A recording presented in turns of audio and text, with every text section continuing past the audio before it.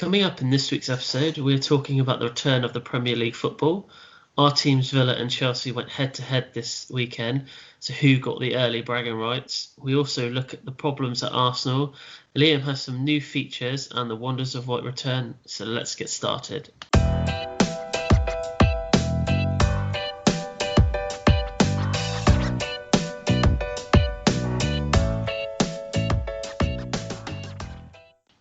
Hello and welcome to View from the Sideline podcast.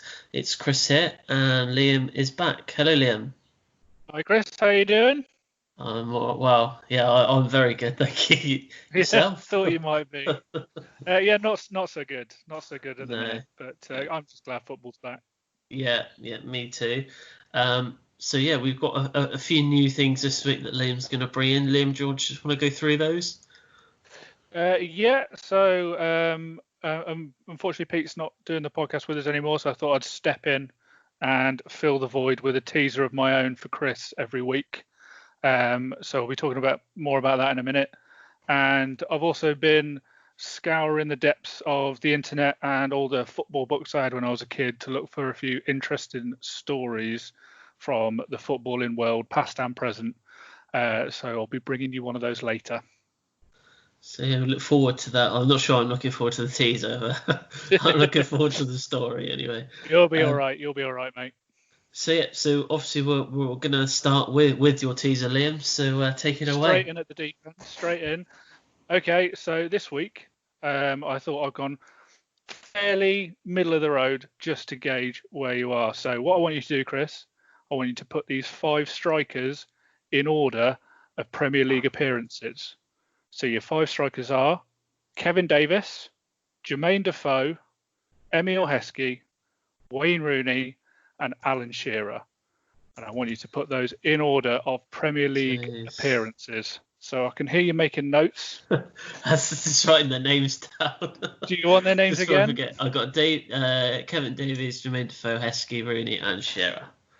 Yes, those 5. So while we're doing the podcast, have a little think.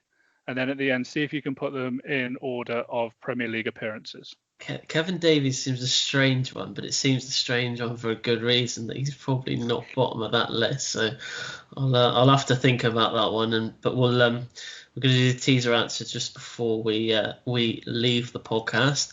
But we're going to get straight into this week's talking points, and probably best to start with the actual return of the Premier League. And as Liam said, happy it's back under slight different rules and regulations now. But what do you make of it so far?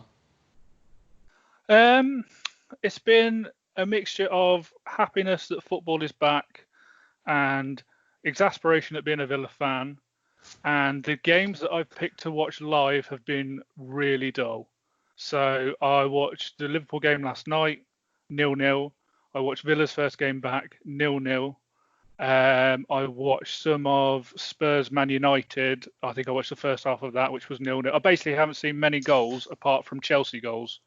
But the thing that's thrown me has been, first of all, the noise that of the crowd that they're dubbing over the commentary, which has had some rather random oohs and ahs. And I also forgot about the number of subs that you can now use. So I was sat watching the Villa game and thinking, I'm sure Villa have made many changes here. Why are we bringing Hotter on? I thought we've made all of our changes, but yeah, it's gone up to 5 now, hasn't it? So yeah, that threw me a little bit. But other than that, I am just pleased to have football back on the TV. I'm pleased to have Match of the Day back on a Saturday. And I actually quite like, it's kind of an American way of having a game every day. Football every day. Yeah, it's brilliant. I love it. Like a dream come true, isn't it? It is. Yeah. Glad it is back, and obviously they've tried to make it as safe as possible with obviously the testing of the players. I think they're doing it twice a week, I've seen. With regards to the crowd noise that you said about, obviously on some of the channels you can get it taken away, so you can hear just obviously the noise of what's in the stadium, but I believe that the crowd noise is being pumped in by EA Sports, So it's crowd noise Oh, from really? the FIFA games. Yeah. So Oh, I didn't I know don't that. know.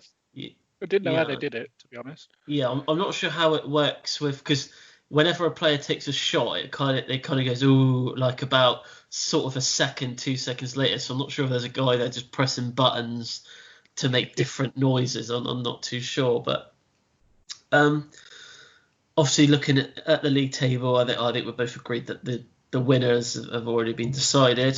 It's Yeah. only a matter of time for that one. But the obviously the best places at the moment are looking down at the bottom of the league. Obviously, there's a few teams in and around there, and the race for the third and fourth places of the Champions League dependent on what happens with Manchester City's court case. Coming to Yeah. what's going to happen there. But we'll just start with third and fourth. Do you think Leicester and Chelsea can hold on to that, or do you think that maybe Manchester United or even Sheffield United or Wolves could possibly get into those sort of Champions League spots? I actually think that out of those teams, I think Wolves are looking the more likely at the minute. Man United and Spurs, I didn't watch the whole game, but I saw the first half, and they It just wasn't didn't. great. Neither Defending team wasn't looked particularly great. It was, yeah. I think they've got Man United. They've got great attacking talent, no defence, but maybe give Solskjaer another year and he might sort that out. Personally, though, I think it's Leicester and Chelsea all the way. I think the Champions League places are decided. Obviously, you had a bit of a scare in the first half against us, but I thought you played really well overall. It looks like you've carried on from where you left off. I think it was the Everton game was your last game, wasn't it? And Yeah, 4-0 win, yeah. Loftus-Cheek is back as well, which is good. It's really looking positive for you guys with the signings that have been made as well. I think the only way is up, and you're in fourth as it is. So yeah, I think it's going to be you and Leicester in the Champions League next season. So we've got obviously Manchester City. I think it's Thursday we're playing Manchester City. Obviously they are playing tonight as well, so they're not really going to get a huge rest period. And obviously they've already played as well on Wednesday night. I think personally, I think Chelsea will get one of those Champions League spots, and I do think Leicester will probably get the other one as well. The thing is with Manchester United, it's just they're so unpredictable, and they could lose at any point. Yeah, their weaknesses are clearly at the back, and I think that the money they've spent on Maguire, I think Roy Keane kind of tore him to shreds at halftime. Yeah. I don't know if you've seen the and De Gea. Yeah, it's not good to hear if you're one of those players, but it's not. But what I will say is it's not good for one of your ex-players to be talking. I know he's paid to talk on TV. yeah, I get that, but when one of your ex-players, even your ex-teammate, as a manager, as Solskjaer, I'd be really annoyed at him talking about his old team like that. But yeah, I think it was a little bit harsh personally. I think he went a little bit too far, but I can understand his sentiment. But yeah, and the other thing is Leicester's goal difference as well. I'm just looking at the table now. Yeah, the far superior to Chelsea's, yeah, and Man United, so it's an extra point really in their bank. So yeah, I can't see United closing that gap. Unfortunately for them, but maybe next season I think we'll see a different Man United, depending on the transfer window that they have. How many times have we said that? Every time. Yeah, so we'll see. But looking a bit further down the table, how do you see it playing out?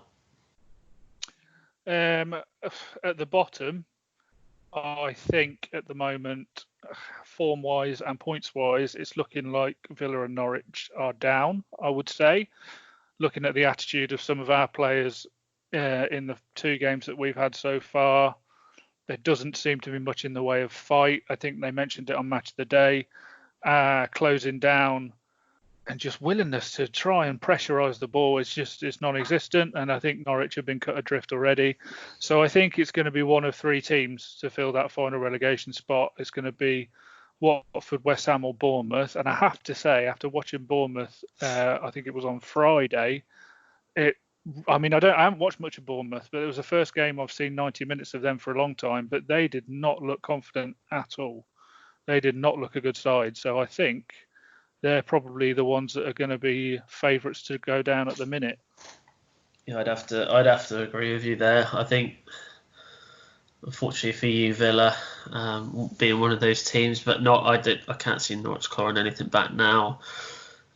I'd say it's probably between West Ham and Bournemouth, but I think Bournemouth have played so badly this season, and it's almost been coming, like you've seen, like last couple of seasons, they've almost, the second half of the seasons especially have not been great. So yeah, it looks like a turn. What that means for Eddie Howe, I'm not sure. I don't think he's the type of manager to just leave it there. I think he would go down with them, but at the same point, I think that's he's if the board probably would want to keep him. Yeah, I think he's a Premier League manager, so I think if they do go down and the chance was there to stay in the Premier League, he probably would take it. I don't think any Bournemouth fan would, what he's done for the club. I don't think they say anything bad about that. So yeah, it's going to be an interesting one. Hopefully, for your sake, Villa can do something and get we've some got points from Newcastle somewhere. We've got Newcastle away next, and if we get 3 points, we're in with a chance. I know we're only 1 point from safety, but the form that we're on at the minute is looking that bad that I can't see us getting the points in order to survive. But if we do get 3 points against Newcastle, we'll have a chance, I think, of surviving. But they played brilliantly against Sheffield United, albeit against 10 men for most of the second half, but they looked good before that. So it's going to be a tough ask, but it's one of those games, we have a funny record with Newcastle. There's never really one team that has the advantage over the other. It's very much done on that season. So, it's a place where we can get a result against our old manager. But, yeah, whether we will or not, I'm not too sure at the moment. And what happens with Dean Smith? What happens? Oh, he's got to. I think... I've said on the podcast, I think he should have gone around Christmas.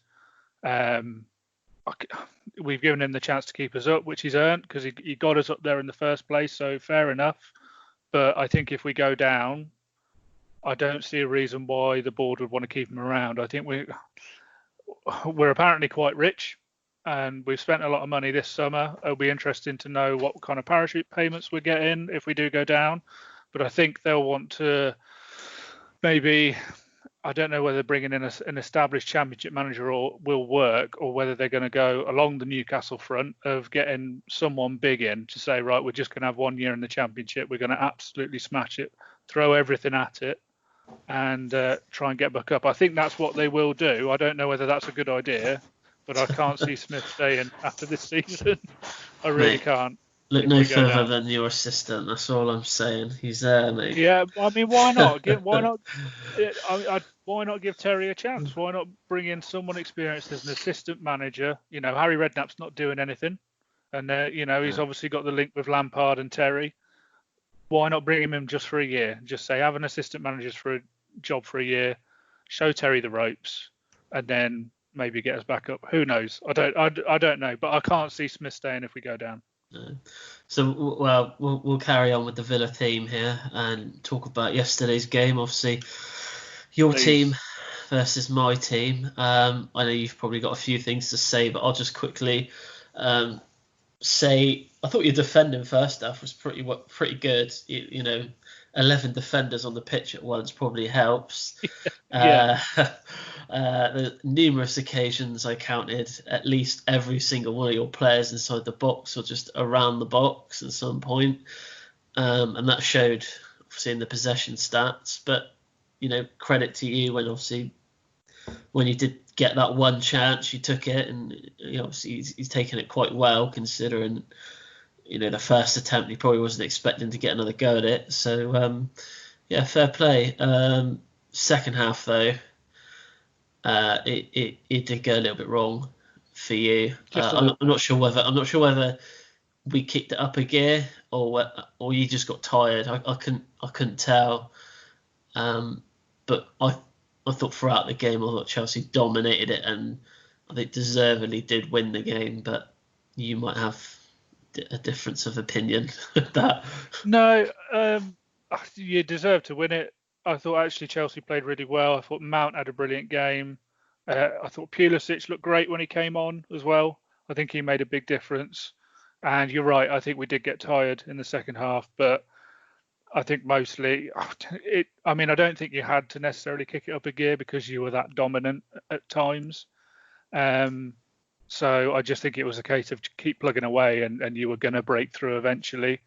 We've seen with Villa so many times this year, we try and sit behind the ball as much as we can, but there's so many gaps in the back four, and yeah, you exposed us. I mean, Giroud had so much time in the box Yeah, when he had his touch for his goal. He had enough time to have a touch, turn, and shoot inside our penalty area. And when you've got 11 men behind the ball, how can that be possible? But it is. So yeah, I think fully deserved. I think Azpilicueta actually played well as well because he kept Grealish very quiet. And I think when we're playing as defensively as we were doing, it doesn't suit Grealish. Obviously, as an attacking midfielder, and he's not known for his work rate's good, but he's not known for his defensive positioning or anything like that. And he was sort of asked to cover the overlap of Azpilicueta and Willian, who are combined well, and you saw it for the goal. But yeah, I was disappointed with how we shaped up really after, a lucky but creditable draw against Sheffield United, who are pushing for Europe. But yeah, we just didn't come out the blocks. We just didn't show any intent.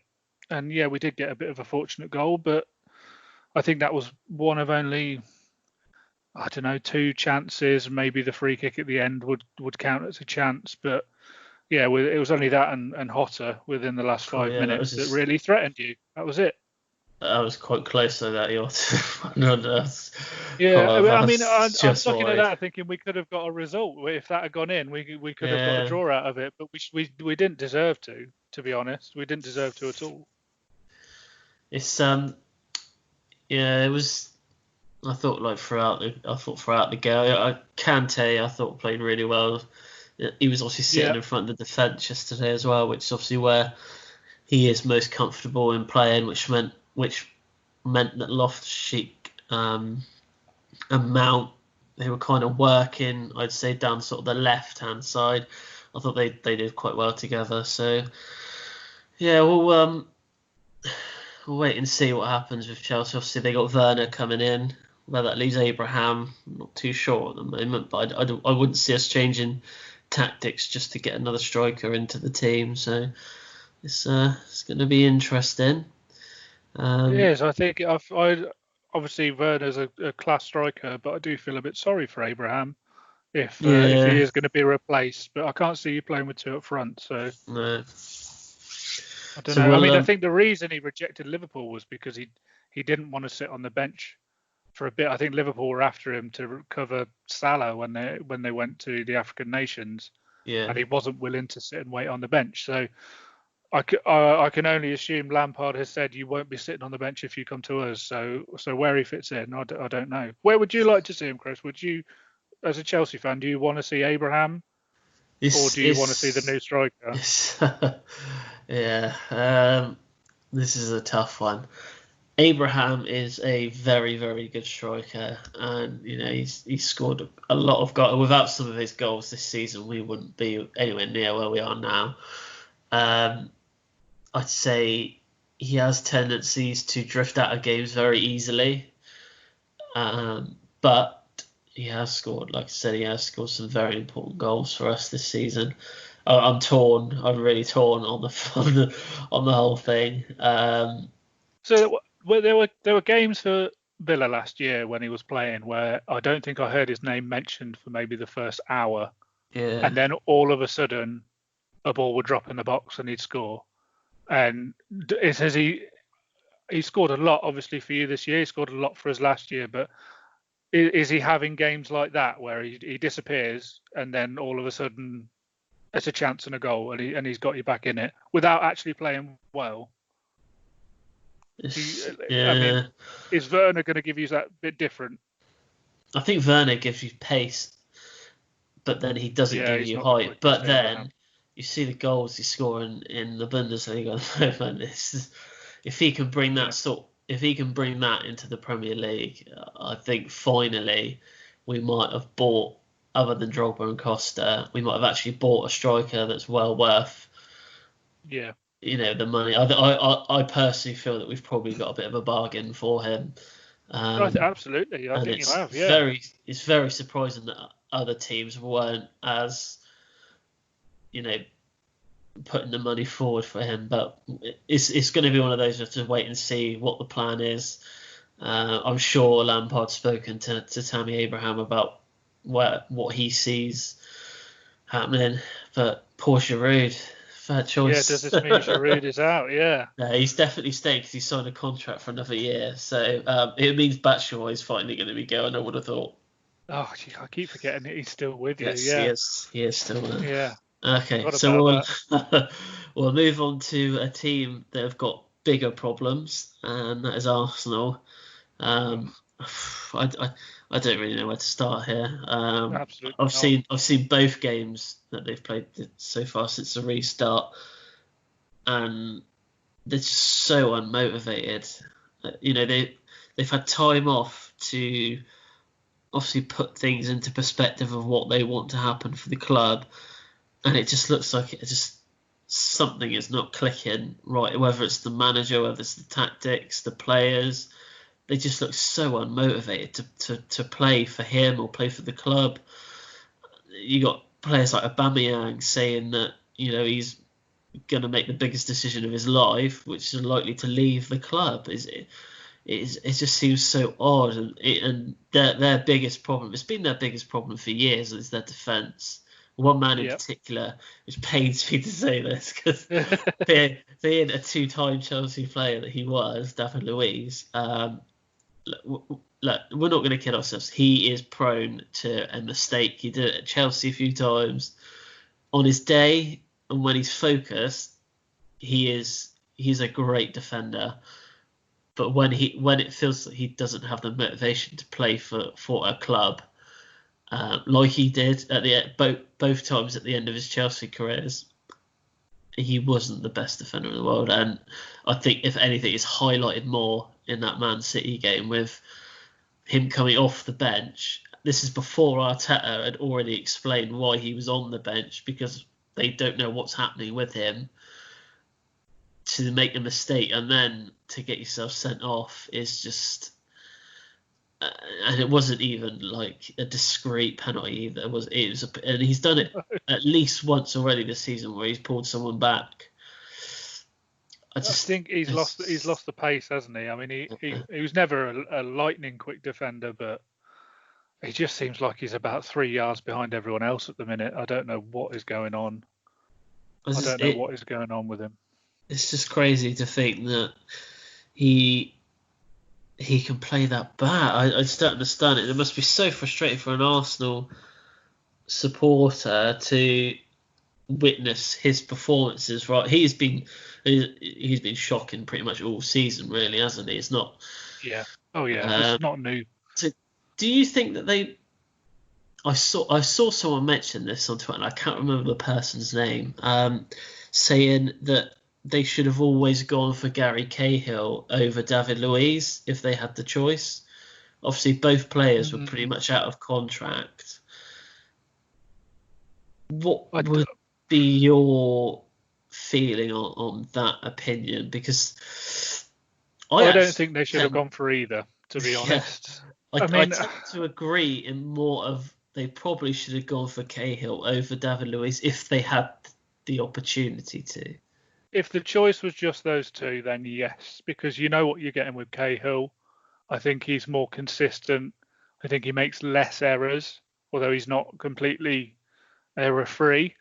But he's more consistent, and I think he's probably quite a calming influence. He's been there, done that.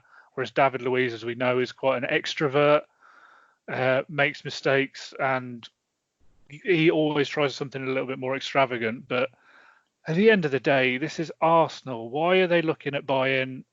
I mean, no offense to Chelsea, but they're two old defenders that Chelsea aren't renewing their contract. They're not two first team. They're not two first team Chelsea centre backs, are they? They're centre backs that Chelsea are actively looking to get rid of. Why do Arsenal fall into this trap of we're going to get the people that aren't wanted from the teams that we're meant to be around? And why do they think it's going to work? They've got to look at paying for first team players who are big names, playing in big leagues, in big clubs, who have that experience, but who are still in the prime years of a player. I mean, I just don't understand the mentality of we're going to take the cast-offs from the team around us, put them in our first team, and think that we're going to be near the top of the league. I don't see how that works. It doesn't work for any other club. It's just silly. So I don't understand why it works for them. Do you feel that Arteta doesn't really know his best sort of 11? They signed Pepe, which unfortunately seems to be a huge mistake. Which he actually did score. Unbelievable. Having a goal, but one good season. He had one good season at Lille, and they've paid all this money for him. When they signed Aubameyang and Lacazette, they were probably one of the two.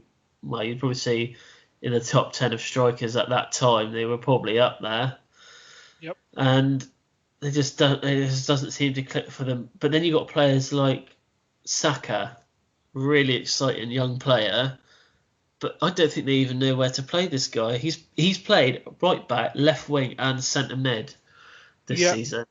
And he's been everywhere. I don't know what position he plays in. He's going to be a football manager 2021. He's going to be a dream signing with all the positions he can play. But it's just crazy. I know they've got injuries, and they've had more injuries since the restart, but I don't know what I can't. They're not going to get into Europe. I think that's clear. So I don't know what's going to happen to them. But what they do over the I say what they do over the summer, but what they do in probably the short space of time they're going to have, and from the finishing of this season to the start of next season, I don't think they're going to have enough time to rebuild. So I think. I think they're going to struggle for a few years. But like you say, I don't think Arteta knows his best 11. I don't necessarily think he knows the best position for all his players to play in. But again, like I said about the players that they're buying, why did they think an assistant manager from another team was going to come in and change their fortunes? Why are Everton getting Ancelotti and changing the form around completely when you've got a team like Arsenal who's relying on an assistant manager with no first team coach experience? I don't know. I think I've got to look at the owners there, because they've got the money. Surely they've got the money to go out and say to an Ancelotti, a Benitez, whoever, even a Mourinho, he's ended up going to Spurs now, so he'll probably never end up being Arsenal manager. But before that, he was a free agent pretty much. Yeah, when they were looking. So it doesn't make any sense. If you go out there and if you want the best quality, you've got to pay to get it. And unfortunately, they're relying on cheap free transfers and cheap signings at the back, and then they've paid all that money for strikers up front, which they didn't. I don't think they needed to bring in Pepe anyway. I think maybe he was under pressure to make a big signing, and maybe Pepe was all that was available. But I don't think they needed to strengthen going forward. They've always had good strikers. Aubameyang is a good striker. Lacazette is a good striker. They were never going to struggle for goals. So why he didn't think, I'm going to go out and I'm going to spend 50 million on a decent centre half, or even a right back or left back, doesn't really matter. They need all of them, I think, at the minute. Or even a holding midfielder, because Guendouzi's good, but he's still young, and I think we saw a bit of naivety at the end of the Brighton game. I think he's got away with it, but you can't put your hand around an opponent's neck Well, I'm not sure how he's got away with it, to be apparently he honest. can, because he's not being Yeah, done for it. So it's I just think players like Guendouzi, what players they actually got to look up to in that squad to learn from, because it just doesn't seem like there's probably anyone in there that he is going to be able to learn off. It's very under strange. Wenger, I mean, they were known for bringing through young players under Wenger, like Fabregas and people like that, but they had your Patrick Vieira's, Gilberto Silva's, Henry's, all those kind of Vieira, players oh my God, to look up. that Yeah, team. I mean, to look up to those guys coming through and to know what level you've got to reach in Yeah. order to play for Arsenal was good, but they don't have that anymore. They're throwing these youngsters in, and there's no real direction. Personally, I don't think, and they're going to be getting to a situation where there's a generation coming through who don't remember the Invincibles. I mean, it sounds silly, but it was 15 years ago now Yeah, that they went a season unbeaten. So you're getting a whole generation that don't know Arsenal have even won a Premier League title. So once you get into that stage, then it's going to be difficult to get it back, I think. What a team that was. I was just thinking of the names in that team. Yeah. Anyway, we are going to take a short break. But back in part 2, we have a quick Yeovil update. Liam's got a story to tell us, the Wonders of White. And let's see if I can get Liam's teaser answer. Be back in part 2.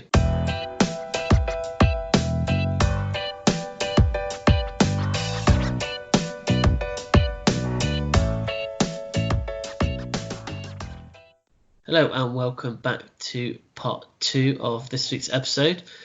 Just quickly going to go into a bit of Yeovil news. Obviously, the National League and the National League North and South has been said that they are going to do the playoffs. So there is hope, despite the weird playoff situation in the National League where there's 6 teams in the playoffs, but Yeovil will be part of the first round of teams, but they haven't actually said who they're going to play yet. But I would assume that they will play the team that were ranked the lowest, because Yeovil ended up 4th. I'm not sure how it works. But if it is that case, it will be Barnet, because they've done that points per game thing. Liam, I don't know if you've seen that.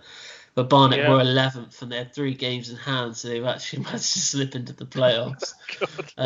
So that's harsh on the team that's had to drop out for them, isn't it? It's a win for Barnet. But yeah, and the crowdfunding as well, which is going on, which I think is reached to like 42,000 at the moment. So that's a great effort from everyone involved with Yeovil.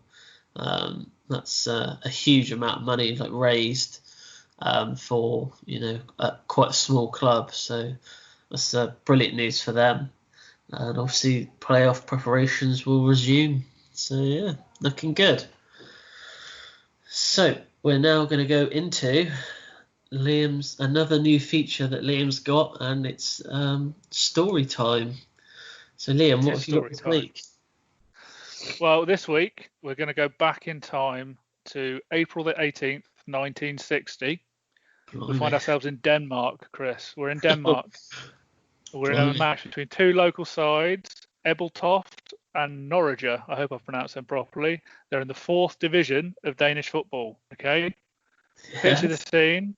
Norwich are leading 4-3 with seconds remaining when Ebeltoft scored to make it 4-4 with what looked like the last kick of the game. Nothing unusual so far. However, referee Henning Erikstrup had other ideas. So it turns out he'd gone to blow the full-time whistle before the ball hit the back of the net. The only problem was that his false teeth had fallen out, and as he went to blow the whistle, no noise came out. So Ebeltoft had then surely scored. What was the referee to do? So, he disallowed the goal. He blew the final whistle after the ball had gone in and declared it a 4-3 win to Norwich. Ebeltoft, absolutely furious, protested the match immediately to what was the Football Association in Denmark, but the Football Association allowed it. Protest denied. Final score: Norwich 4, Ebeltoft 3, and that's your story for this week. Plenty more where they came from, mate. Plenty more where they came from. I don't know. It's false teeth. You would be furious if you were. Oh, false teeth fall out, so you've lost the game. Sorry. Oh, it's a shame they don't have VAR. They could have cleared that one up. Oh man, that's brilliant. God blimey, and the fourth tier of Danish football. Blimey. Yeah, I've stretched this. I've stretched this to the fourth tier this week. You've definitely gone into the depths of footballing history for that one. But yeah, I guess. Gonna keep digging into the depths, and hopefully we'll find some more classics to come. Great. The weeks ahead. Cool. So we'll move on to the Wonders of White, which everyone will be glad to hear has remained a part of this podcast. It's my favourite part. I've actually got a Villa one in here. It's actually up first as well. So it's not a good one then, is it? It's not too bad. Courtney House has now scored in all of the top 4 divisions in England. He has scored for Wycombe, Wolves, Gillingham, and now Villa. Wow. So, yeah. That's not bad for a young defender. He's not very old either. No. That's pretty impressive. Yeah. I'm assuming he scored for Wolves in the Championship because I think he was there, wasn't he, when they were in there? So. Yeah, he was. Timed at 94 minutes and 24 seconds. Malpay's winner is the latest goal Brighton have ever scored in the Premier League. Stephen Bergwijn is just the second Spurs player to score in each of his first 3 home Premier League games. The only other player to do this for Spurs was Rafael van der Vaart in 2011. That's a name that you probably haven't heard for a while. Long time, no. And Danny Ings has scored 16 Premier League goals this season. That's the most from a Southampton player since James Beattie scored 25 in the 2002-2003 season. God, I didn't realise he got that many. 25. I was going to say, what's more surprising here that Danny Ings has scored 16 goals or that James Beattie actually managed 20? Although, back in the day, obviously, he was quite a player, wasn't he, James Beattie? He was really a great goal. Player. I remember him scoring twice. I remember when Southampton, I think they beat us. It's probably that season actually. They beat us 4-2, and he scored twice in that game. I think both goals were pretty good. So I've got an irrational hatred of James Beattie because he was meant to join Villa, and I think he was actually in our chairman's kitchen signing a deal when he found out that Everton wanted him, and he hopped in the car, drove up north, and signed for them. So I was really annoyed at that. Do you think he was that would have been? I just need to pop. Yeah, I just need to pop out. Just need to chat to the missus. James? And then he never came back. So served him right. Oh dear. Oh well. There's 2 names: Rafael van der Vaart and James Beattie, that probably some people have probably never even heard of. Yeah. Van der Vaart was a great little player for a couple of years, wasn't he? He was a tricky little player, wasn't he? He was, yeah. Okay, so that was the Wonders of White for this year. There'll be plenty more where that came from next week. Okay, so this is the... Well, yeah, I suppose I'm going to have a go at this teaser, aren't I? Got to figure out an order. Yeah, so 5 strikers in order of Premier League appearances. Kevin Davis, Jermaine Defoe, Emile Heskey, Wayne Rooney and Alan Shearer. What order are you putting them in? Oh, blimey. Let me just write next to their names where I think they were.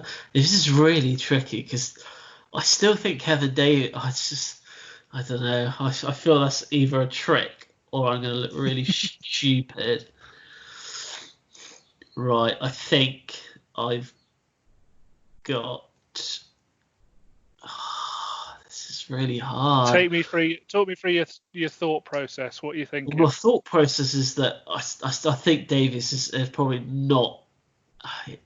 he's a red herring, I feel. But I think he's in there for a reason. That's probably just to prop the other people up. Heskey, I'm trying to think. Obviously, he was Liverpool. He was at Liverpool for quite a long time, but probably wasn't always first choice. Did have spells at other clubs, but again, I don't think they would have.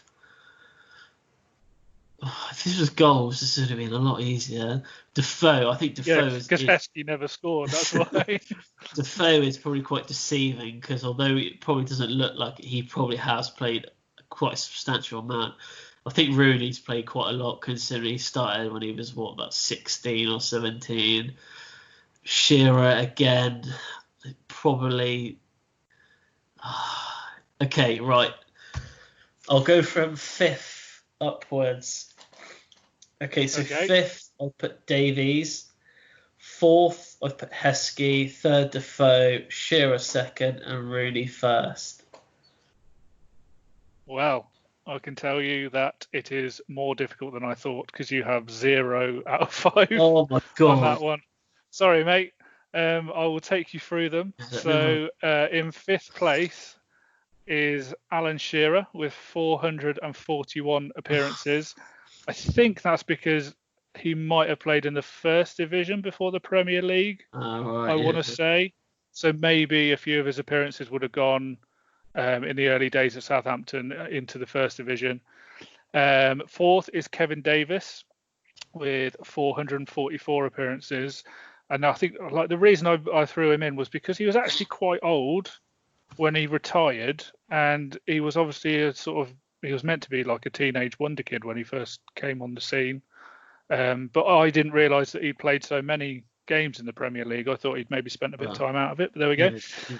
Third place is Wayne Rooney with 491 appearances, and I think that's because he left probably a bit sooner than most of these players. I think, what is he now, 34? 33, 34, and I think the others have played a bit further in their career.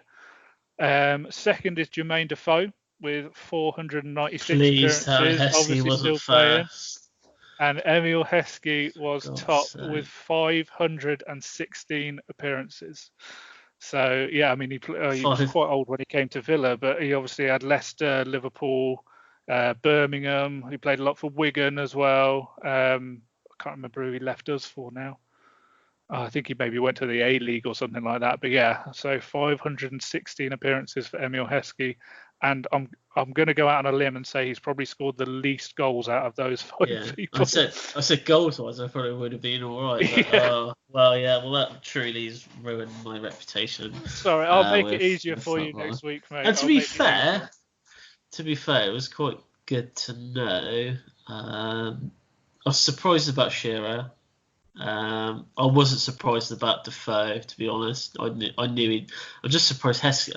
Like 500 of those appearances like off the bench by any chance, because they must have. I think they include bench appearances, but yeah, I think they do include appearances. Can you remember when he went to the A-League and he was tipped to be like he was their top player over in the Australian league? Yeah, and he scored about 2 goals. He was terrible. He's literally didn't he sign the same time as? Oh, there was someone else. Oh, let me find out. I think it's a really big name. David Villa. Didn't David Villa go to like Sydney or someone like that? Just going to have a quick look now myself. So he played for Newcastle Jets. I swear it was like, it might have been David Villa. I'm just going to have a quick look now because I'm sure he went out to that division and absolutely smashed it and realised he probably didn't need to retire just yet. He went on loan to Melbourne City. Yeah, so maybe that was 2014. There was a picture of them together. A little bit after that. Imagine being more excited over the fact that Emil Heskey has joined the A-League than David Villa. Yeah, that's insane. Oh god, So Emil Heskey, lots and lots of appearances. I'm just looking at his stats now, and it looks like he got 9 goals in 92 appearances for Aston Villa, and that pretty much sums up my feeling about him. Oh dear. Well, that's it for this week. Anything else, Liam? Nothing else from me. Nothing else from me. I will put a little link up to the all of our episodes on our blog at some point. And that will be posted out over social media. So if you want to go over old episodes, you'll be able to find them all there. Cool. And all the episode will be going live tonight. So we'll send out the links to this episode probably a little bit later on tonight, if not tomorrow morning. So, but we are back now weekly, recording on a Monday. Hopefully, getting the episode live by sort of 10ish on Monday evening. So, and we've obviously got a lot of games coming up, so there's probably going to be a lot more to cram in the next coming weeks. And hopefully Liam's teasers get a little bit easier for me. Yeah, I'll make them a bit easier for you next week, mate. Don't worry about that. Well, thanks for that. So we will speak to you next week.